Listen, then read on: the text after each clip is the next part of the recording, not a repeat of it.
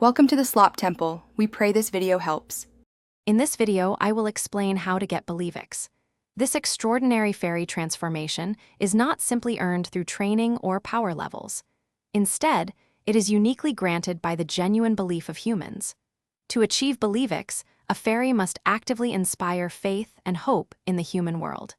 This deep connection between worlds is the sole path to unlocking its immense power and new abilities. The core requirement for Believix is cultivating human belief. Fairies must venture to Earth and engage directly with people.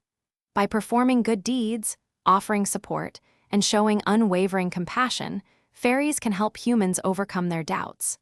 When humans truly believe in the existence of magic and the goodness of fairies, their collective faith empowers the transformation.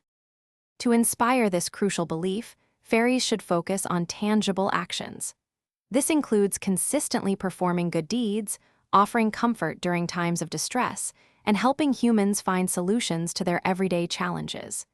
It is about demonstrating that magic exists to help and protect.